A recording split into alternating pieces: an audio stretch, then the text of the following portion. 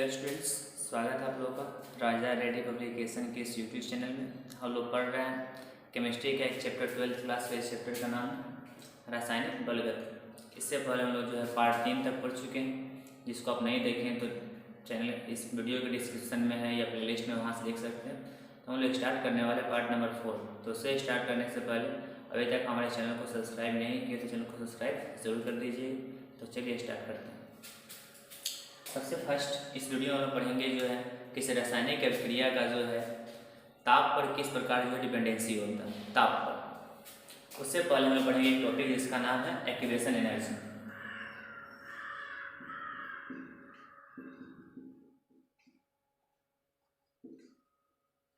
सक्रियण ऊर्जा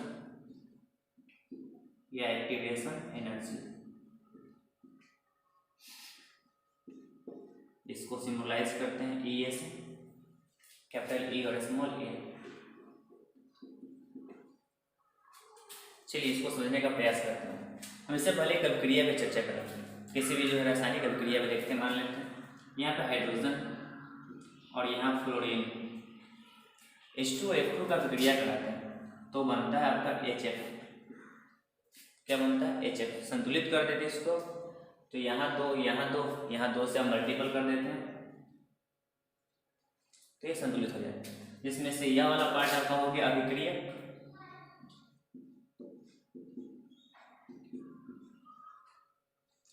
और यह वाला पार्ट आपका उत्पाद।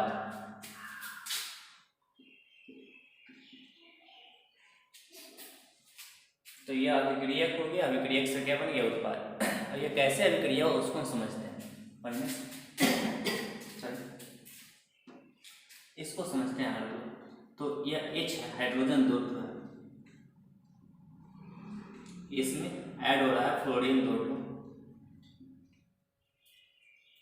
तो ये डायरेक्ट यह नहीं बनता, इसके बीच में कुछ प्रक्रिया होता। प्रक्रिया कैसे होता वह अगर समझ गया तब संक्रिय ऊर्जा को समझ जाइए। होता है क्या? सबसे पहले हाइड्रोजन के बीच का जो बंध है वह धीरे धीरे टूटने का प्रयास करता है। कुछ ऊर्जा देते हैं हम।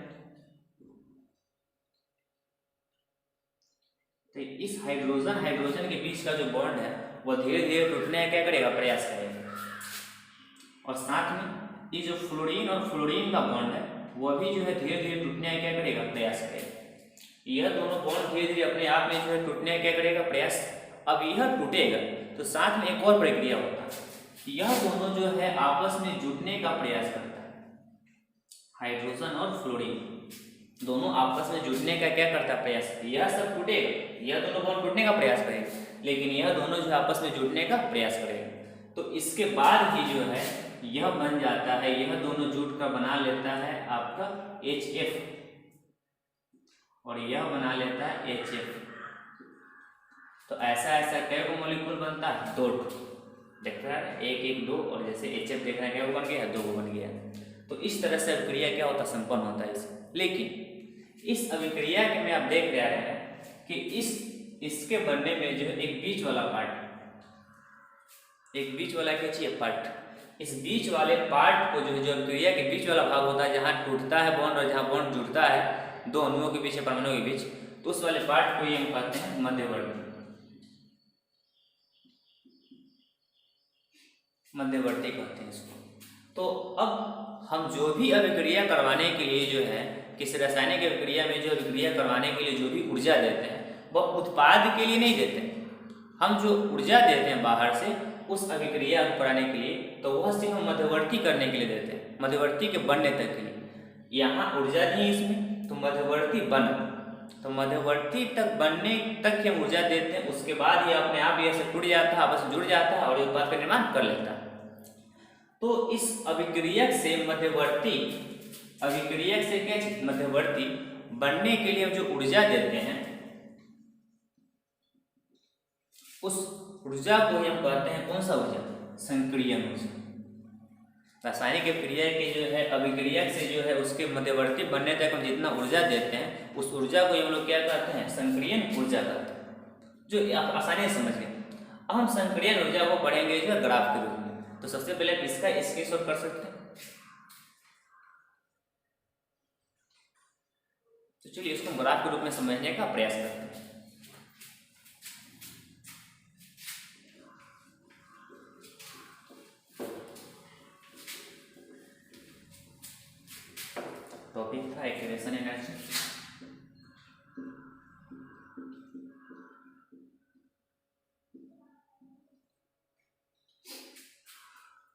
इसको देखते हैं, समझने का प्रयास।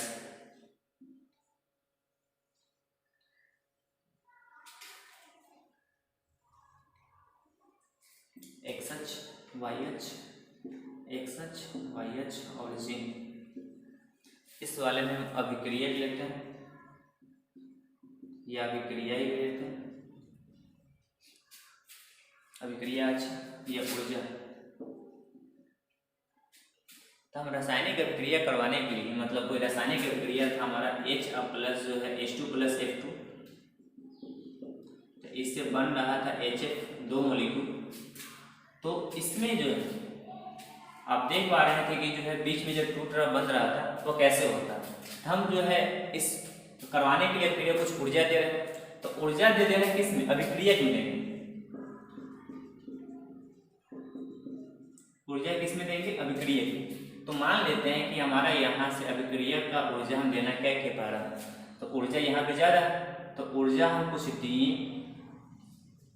तो कुछ निश्चित मात्रा तक हम ऊर्जा दिए। यहाँ से यहाँ तक जो है मान लेते हैं कि H और H जो था, और फिर उसके बाद F और जो F था, तो ये जो है बॉन्ड जो टूट रहा था और यह बॉन्ड बन रहा था, तो इस मध्यवर्ती कह रहे थे हम इसको। तो मध्यवर्ती बनने तक के लिए हम जो ऊर्जा दी, तो उसके बाद जो है तो यह हाईएस्ट जो ऊर्जा दी, जो हाईएस्ट मान गया, वह क्या बनने के लिए, मध्यवर्ती बनने के लिए। तो इस उसके बाद जो है जब मध्यवर्ती बन जाएगा तो ऊर्जा का मान धीरे धीरे क्या होगा, घटेगा। मान लेते हैं कि यहाँ पर आके जो है हमारा जो है प्रोडक्ट, जो हमारा उत्पाद, क्योंकि जो है जब मध्यवर्ती बन जाएगा तो उसका तो उत्पाद बनेगा, उत्पाद का ऊर्जा क्या करेगा, घटेगा, धीरे क्या करेगा, घटेगा। तो यह पहला भाग हो गया। इसमें दूसरा एक और हो सकता है, तो यह भी अभिक्रिया हो गया और यह ऊर्जा हो गया।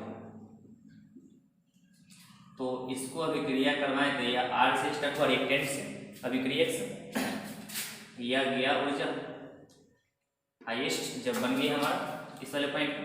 मान लेते हैं ये वाला पॉइंट हमारा स्टार मार्क इसको दे रहे हैं, हाईएस्ट वाला उच्चतम मान को दर्शा रहा है। अब इसके बाद जो है एक कंडीशन आएगा कि जो है कुछ अभिक्रियक जो हुआ, जो उत्पाद बना, वो यहीं पर रुक गया। तो ये कैसे रुक गया, इस ग्राफ को विस्तार पूर्वक समझने का प्रयास करते हैं। यह था हमारा अभिक्रियक, यह था हमारा उत्पाद। जब हाईएस्ट जब ऊर्जा दे दी, हाईएस्ट मतलब जब मध्यवर्ती बन गया, तो अभिक्रियक जब अधिकतम जो ऊर्जा देते हैं क्या बनने के लिए, मध्यवर्ती। तो यह मध्यवर्ती को दर्शा रहा है, किसको दर्शा रहा है, मध्यवर्ती को।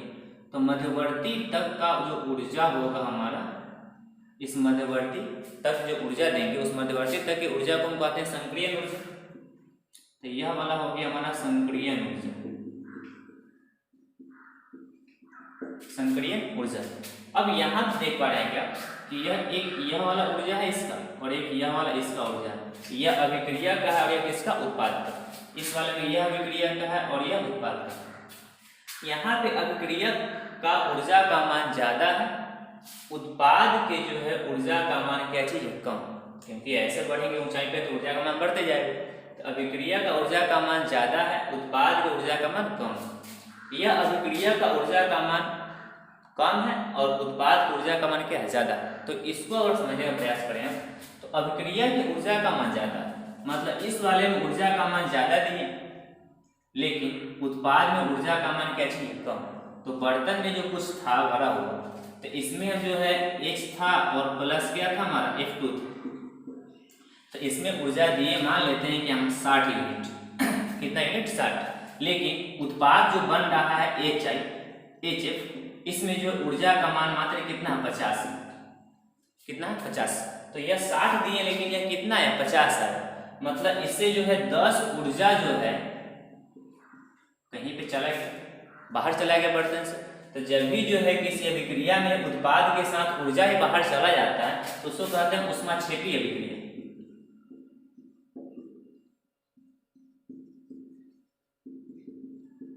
कौन सा अभिक्रिया, ऊष्माक्षेपी अभिक्रिया। तो यही ऊष्माक्षेपी अभिक्रिया का ग्राफ है, जिसमें अभिक्रिया का ऊर्जा का मान जो है ज्यादा होता है, उत्पाद ऊर्जा का मान क्या होता है, कम। लेकिन इस वाले में देख रहे हैं क्या कि आप अभिक्रिया का ऊर्जा का मान जो है कम है, उत्पाद ऊर्जा का मान क्या चाहिए, ज़्यादा। मतलब हम H2 और I2 F2 में जो है ऊर्जा दिए हैं, H2 और F2 में जो ऊर्जा दिए हैं, जितना ऊर्जा दिए हैं उससे जो उत्पाद मध्यवर्ती बनने के लिए, लेकिन उतना में जो है क्रिया संपादित नहीं हुआ। 60 यूनिट दिए और जबकि यह जो दर्शा रहा है इससे ज़्यादा, मतलब यह इस वाले कंडीशन में जो है यह हो जा रहा है कितना यूनिट, 70। मतलब 10 ऊर्जा की और इसको आवश्यकता हो रहा है इस वाले को संपादित करने के लिए। तो 10 ऊर्जा की और आवश्यकता हो रहा, मतलब बाहर से ऊर्जा या और ले, तो बाहर से ऊर्जा लेगा मतलब अभिक्रिया करने की, उसको ऊष्माशोषी अभिक्रिया करते हैं।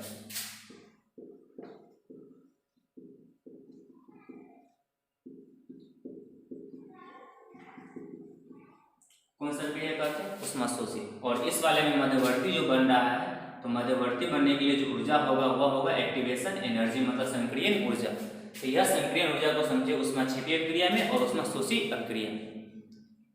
कुछ नहीं था, सिंपल था आपको कि यह एक अभिक्रियक था, यह उत्पाद था, अभिक्रिया का जो निर्देशांक है, तो अभिक्रिया कुछ ऊर्जा दी उत्पाद बनने के लिए, तो एक निश्चित टर्म तक गया, हाईएस्ट टर्म तक जो गया है, तो सिर्फ उत्पाद बनाने के लिए दिया ऊर्जा। उसके बाद जो उत्पाद जो मध्यवर्ती बन जाएगा, तो प्रोडक्ट बनने के समय ऊर्जा धीरे धीरे क्या करना, घटने लगेगा। यहाँ जो मध्यवर्ती जब बन जाएगा तो उसके बाद जो है आपका जो है ऊर्जा घटने लगेगा। लेकिन इस वाले टर्म में क्या था कि उत्पाद का मान जो है कम हो गया था। उत्पाद का मान कम होगा मतलब जो है यहाँ पे देखिए 60 यूनिट दिए थे तो 50 से बच गया, मतलब 10 को जो कहीं पे बाहर चला गया। तो बाहर चला गया मतलब उस अभिक्रिया के साथ, उत्पाद के साथ, तो ऊष्माक्षेपी। लेकिन इसमें 60 दिए थे तो 70 आ गया था, तो 70 आ गया था मतलब जो बाहर से और 10 को लिया है, तो बाहर से लिया मतलब ऊष्माशोषी। और मध्यवर्ती जो बन रहा है मतलब वह कौन सा ऊर्जा है, संक्रियन ऊर्जा। तो इस तरह से आप देखें संक्रियन ऊर्जा। तो एक वैज्ञानिक थे जो है, अच्छा इससे पूरा कथन जो दिए थे आर्हेनियस। कौन दिए थे, आर्हेनियस।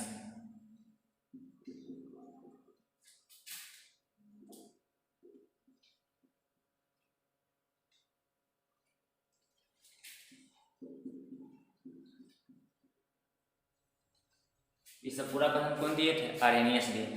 आर्हेनियस संक्रियन ऊर्जा का परिभाषा भी दिए थे और साथ में बतलाए थे क्या कि जो अभिक्रिया जो होता है उस अभिक्रिया में जो ताप होता है, अभिक्रिया में कुछ हम ताप दिए, ऊर्जा जो दिए टेम्परेचर, और एक वेग स्थिरांक होता है। इससे पहले बतलाया वेग स्थिरांक के लिए आपको। तो अभिक्रिया के ताप और वेग स्थिरांक के जो बीच का जो है रिलेशन को दर्शाने के लिए एक समीकरण विधि है जिसको हम जो है कहते हैं आर्हेनियस समीकरण। किसके किसके बीच, टी और के के बीच। तो वह क्या समीकरण था उसको हम पढ़ते हैं। सबसे पहले आप इसका स्क्रीनशॉट कर सकते हैं।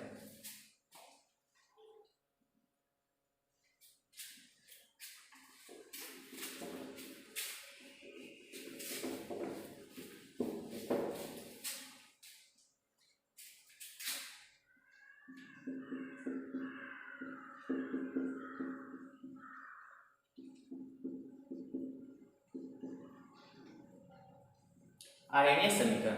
आर्हेनियस क्या होता है, आर्हेनियस जो है टी जो ताप था और वेग स्थिरांक जो के था, वेग स्थिरांक, इसके बीच का रिलेशन मतलब रिलेशन कुछ इस तरह से दिया हूँ। रिलेशन दी कि आपका जो के होगा वेग स्थिरांक, ये ए exponential minus A A by R T होगा।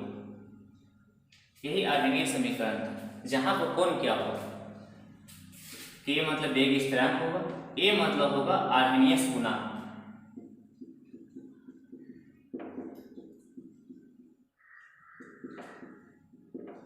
आर्हेनियस गुना।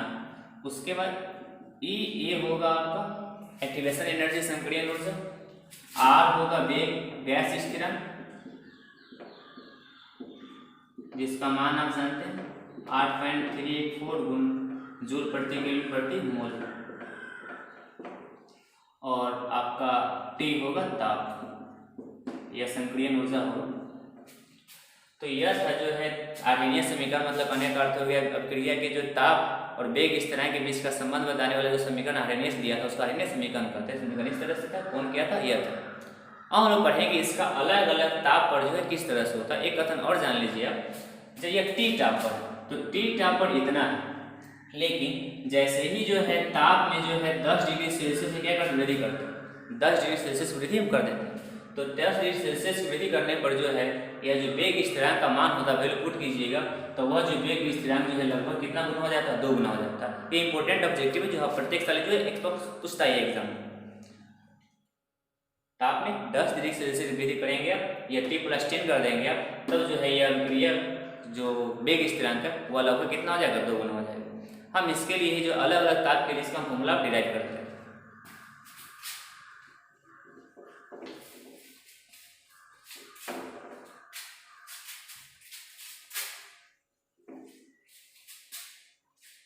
आपका जो था फॉर्मूला K था A exponential minus EA by RT। एक बात और, एक्सपोनेंशियल को कहते हैं चरघातांक या चरघातांकी, जो E है इसको एक्सपोनेंशियल पढ़ते हैं। अब इसको पढ़ने से पहले हमको कुछ लॉग का डिराइव करना होगा, हम जल्दी पढ़ लेंगे एक एक करके। मान लेते हैं ताप T1 था, ताप कितना था, T1। तो इस समय इसका जो है, अच्छा एक बात हो, पहले इसका हम लॉग लेके डिराइव कर लेते हैं। तो इसको और समझने का प्रयास करते हैं। दोनों तरफ जो लॉग लेते हैं, जो नेचुरल लॉग होता है वो,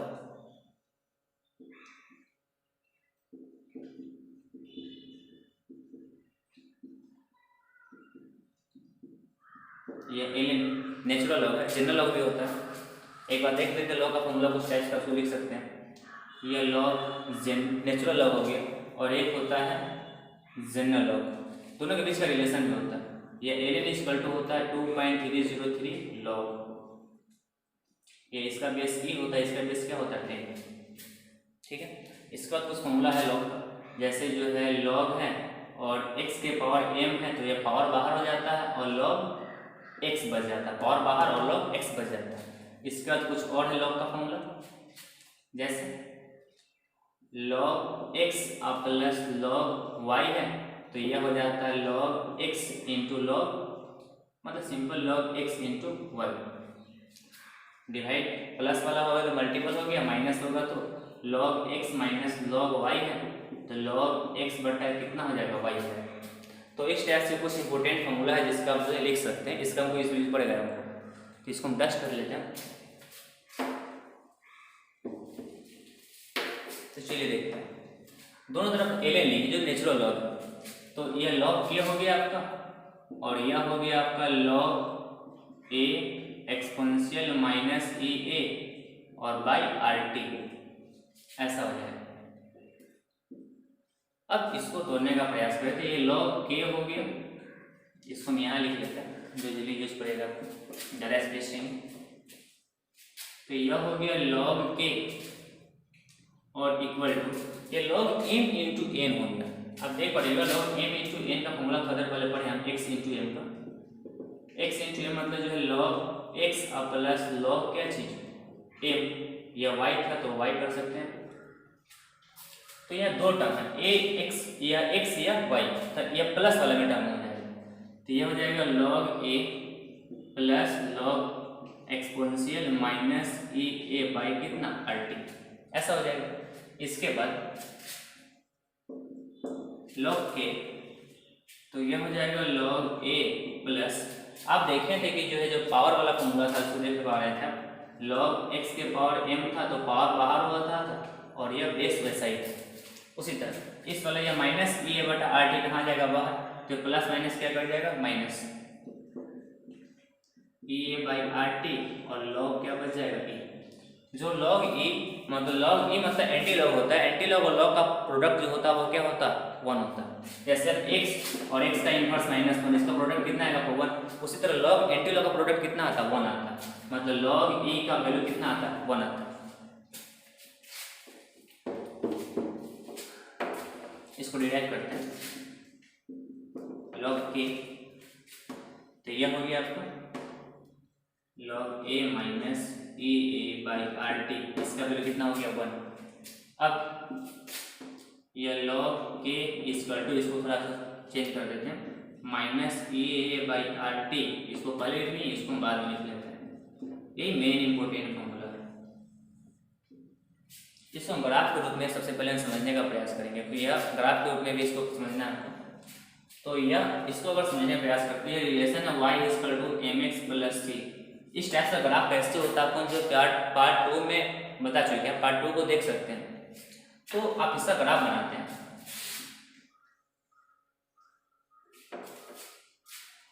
y मतलब LMK, YH x अक्ष मतलब 1/t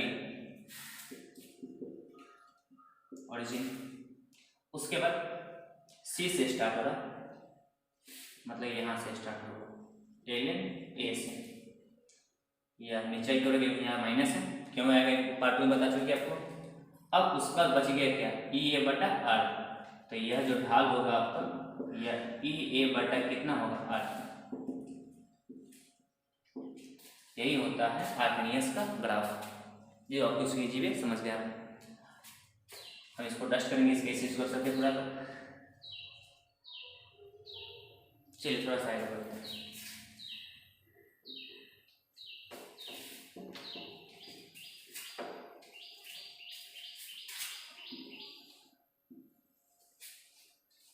इसको समझने का प्रयास करें थोड़ा सा, कि हम क्या करते हैं कि मान लेते हैं कि T1 जो ताप है उस समय हमारा जो है वेग स्थिरांक वो कितना है, K1। तो T1 ताप पर K1 होगा तो उस समय क्या होगा, यह हो जाएगा हमारा log K1 equal to minus EA/RT अब RT1 अब plus log A, equation number first. और T2 ताप पर जो है यह मान लेते हैं कितना, K2, वेग स्थिरांक कितना, K2, तब हमारा ये हो जाएगा log K2 और इक्वल टू माइनस EA/RT2 अब प्लस log कितना, ये इक्वेशन नंबर कितना, सेकेंड। हम सेकेंड इक्वेशन से फर्स्ट इक्वेशन को हम करने वाले हैं क्या, माइनस, सेकेंड से किसको, फर्स्ट को। तो करना स्टार्ट करते हैं। अब इतना तक का स्क्रीनशॉट कर सकते हैं, क्योंकि हम इस वाला पार्ट को हम डस्ट कर देंगे।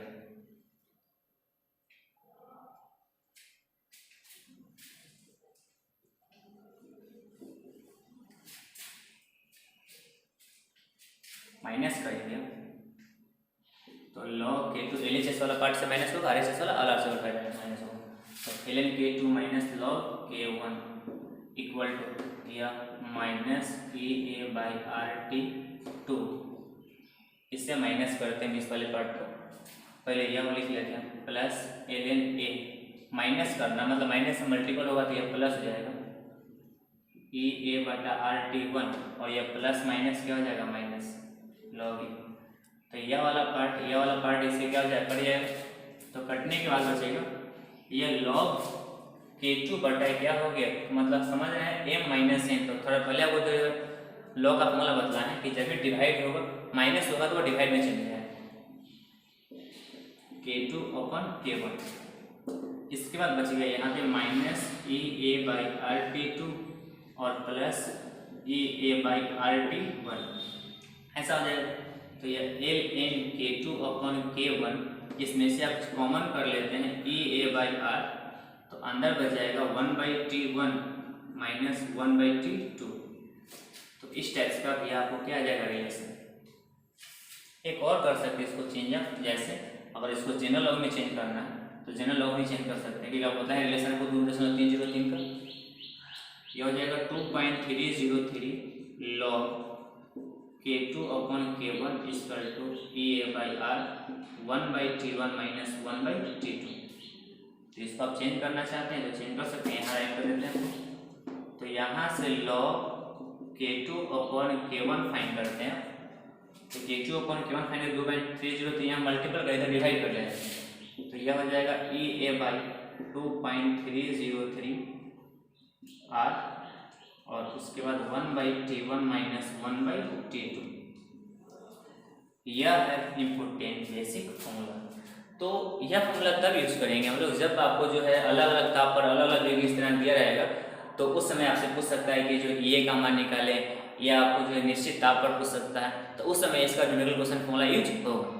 तो जनरली हम लोग जो है यही आज के लिए क्लास में पढ़े हम लोग, संक्रियन ऊर्जा और हाइनेस का समीकरण और उसका अलग अलग ताप पर जो है वेग स्थिरांक और ताप के बीच का रिलेशन। तो यह था आज के लिए वीडियो। अगर आप ये वीडियो आपको अच्छा लगा तो तुमको सब्सक्राइब जरूर कीजिएगा।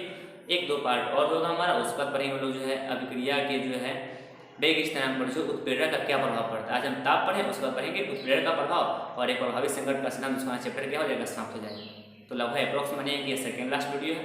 तो अगर वीडियो आपको अच्छा लगा तो चैनल को सब्सक्राइब जरूर कीजिएगा और लाइक और कमेंट करना नहीं भूलिएगा।